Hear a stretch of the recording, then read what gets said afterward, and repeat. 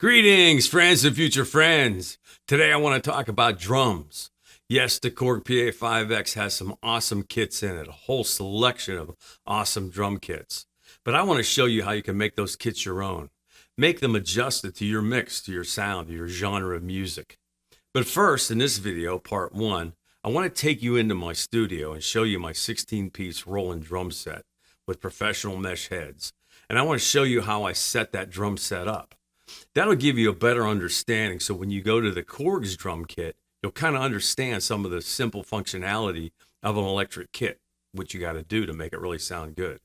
Okay, this is my 16-piece Roland electronic drum set. So basically I have a snare, 4 toms, 3 higher toms, a hi-hat over here, a hi-hat over here, 3 cymbals, and then a ride cymbal. Now I want to stress to you right now that you're going to hear a clicking noise. Like if you hear this, that clicking noise is actually the drumstick hitting this rubber pad. And the microphones I'm using to record my voice while I'm narrating this, as I'm explaining this to you, picks up that rubber noise. But actually, if we were recording this in the computer, whether we were recording it MIDI or recording it audio, you wouldn't hear that clicking noise. So as we go through this demonstration, I want you to know that. So let's get started in the demonstration. So first of all, we have to understand a drum hit. And what a drum hit is this.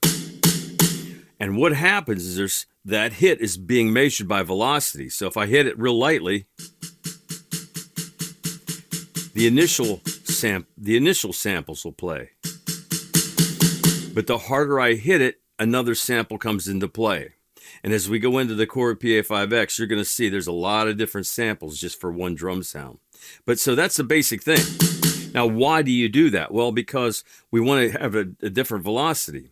And another thing is how that is triggered, because really think about how this is what's happening. When I hit that drum, that wave file goes up and down because you hit that initial attack, and then that sound, that wave file fades off real lightly. Now, 2 things we're looking at. When I do this drum roll, 2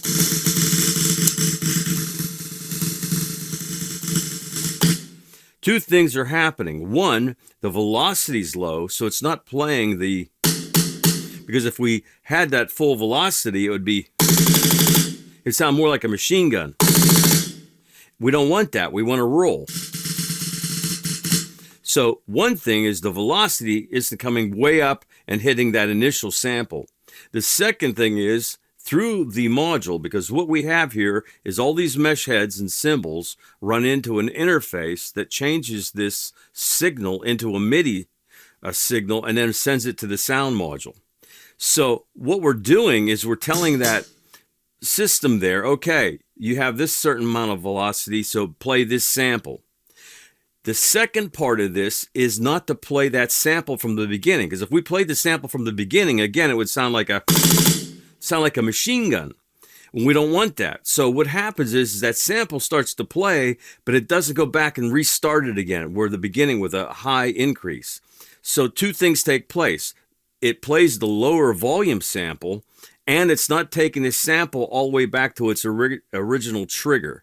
And that trigger would be when you hit that stick. And then you get the nice...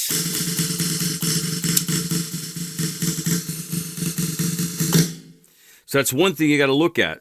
Even when you're programming regular drums, you say, okay, I just want to put 16th notes or 30 seconds in there, and you go, it's going to sound like that. Because all those, if you did that and you say, okay, I'm just going to put those like a drum roll in there, well, you're not really going to get that drum roll, because what's happening is you're going to get instead of a because the velocity is at probably, when I'm hitting that, the velocity is probably at 127.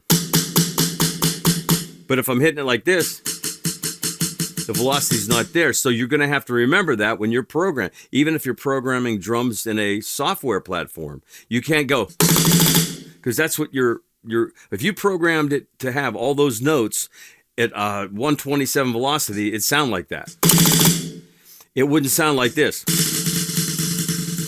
because the velocity and the re-triggering. Again, the velocity plays the lower sample,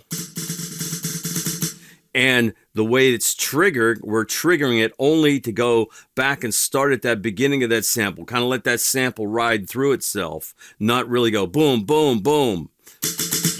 Now, that's the biggest thing about programming drums. Okay. The other thing is, too, is that you have multiple zones. Now, like on the hi-hat, or on the ride cymbal here, what's happening is that one signal, that's your ride cymbal, and that's at the rim. They call it just the rim. So you're at the rim. Now, this is the bell. Now, what's happening is this cymbal actually has two zones in it and actually sending out a different bank of samples for the bell, because you can hear the bell change the harder I play it, and the rim too. You can really hear it here on this one cymbal. I'll play it. Now you can hear the initial sample, and as I play harder and get more velocity onto that cymbal, you'll hear the second sample come in.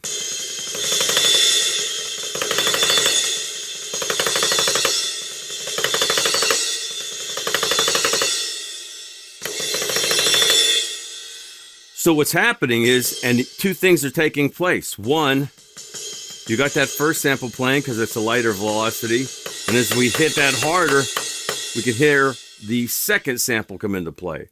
So that's two things you have to understand, the velocity and triggering. And same, now the hi-hat works differently, because a hi-hat is going to be triggered. What we're doing is we have a closed hi-hat. Now when I release the pedal, what it's doing is sending a signal to that module to send another signal. So in other words, if this thing was setting at a number 34, or actually 40, when I push down on the pedal, it's 40. When I release, it's 43. So it's sending a different number. So the hi-hat controller is actually dictating, because I'm not changing the way I'm hitting the drum.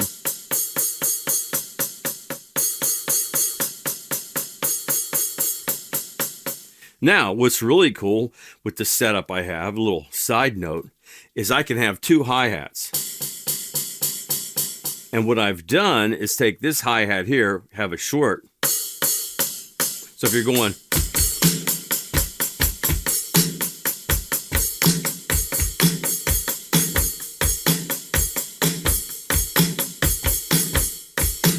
then this hi-hat, I have a little longer one.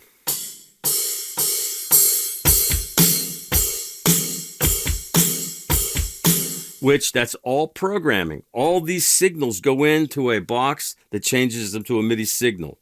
You could actually take your Korg Pa5x and control this whole drum set MIDIing out of it. Of course, the drum sets in the Pa5x actually have a lot more. You can actually do a lot more with those drum sets, but theoretically it's a MIDI signal going out, and that's the one thing. Now, the other thing I wanted to show you, so now all these drum pads are connected to an interface, creating a MIDI signal. You can now change to a different drum set. So this is the drum set I use when I'm doing a little bit of hip-hop stuff.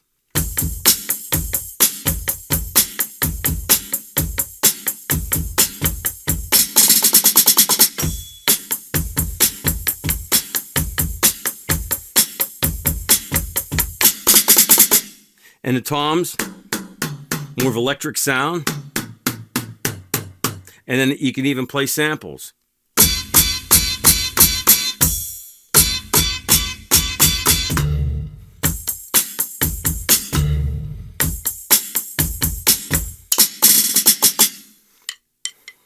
So now, being you have a MIDI signal sending the signals to the interface, I can actually change to a different drum set.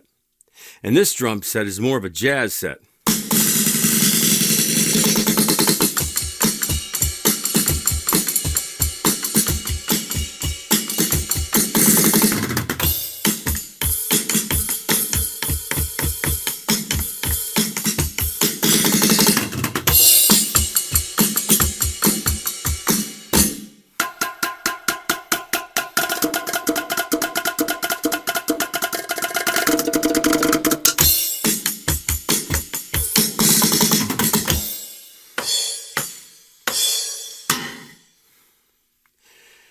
So there you have it.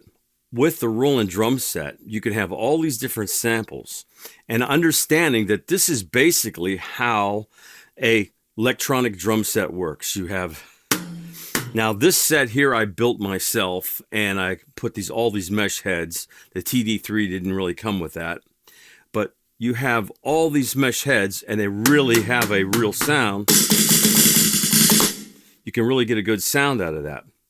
But basically, that's what happens. You hit, creates a sample, you hit, and basically that's what happens. You hit the drum, it creates a velocity, the velocity is measured, figures out what sample to play, and there you have it. Okay, this is basically the drum module. Just give you a little bit of information on it. And basically what this thing is doing is taking the signals, you can see all the plugs in the back, taking the signals and running it and creating a MIDI track. And then we can change the drum sets by going like this.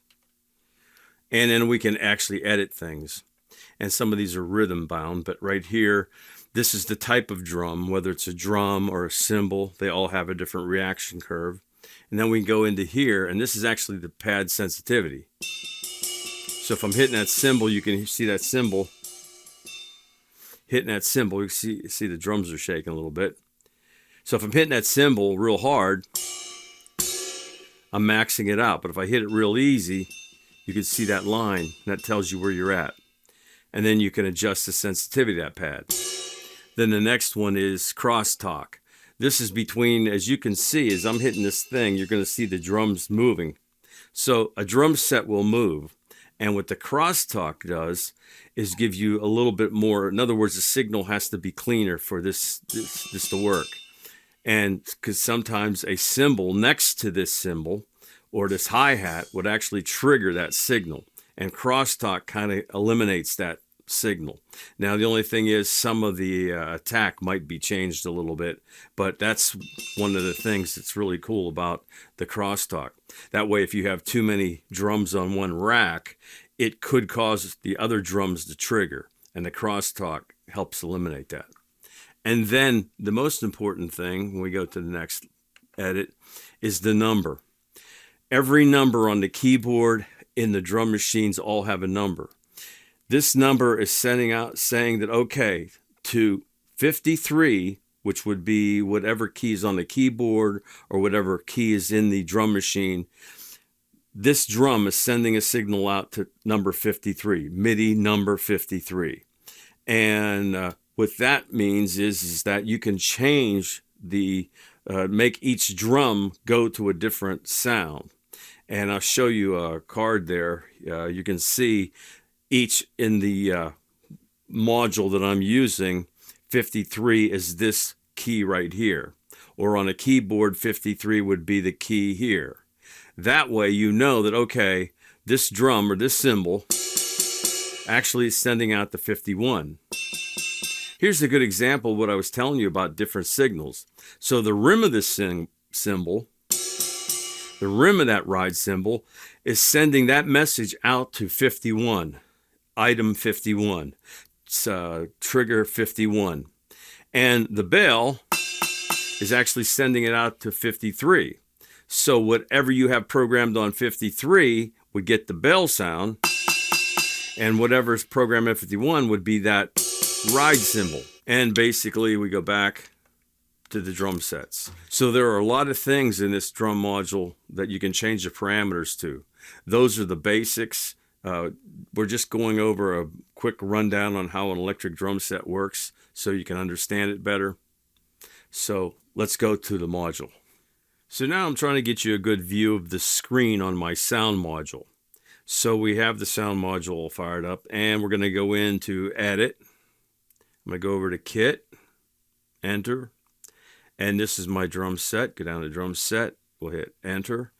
So here you have the setup. This is for this cymbal, number 1 pad, which will be the kick drum. And then you can actually change the sample bank. And remember, that sample bank is numerous samples, because remember, as I showed you before, when you hit that drum, you're not just going to access one sample. It might access a few samples to get you that sound. So you can access the sample bank, and then we can go down and go the level, the pan left or right, reverse send. We want to send out some to reverb or effects. And then this is the actual out gain. So I can actually send that to master, which would be left and right.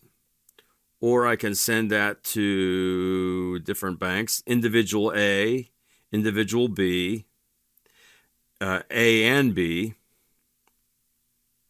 or back. So usually on a kick drum, I'll probably send that out to A, individual A.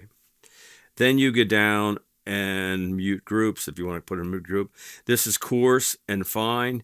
Coarse is actually a full half step. So if we go down like this and we hit this, this is going to actually be a full half step and full half step up.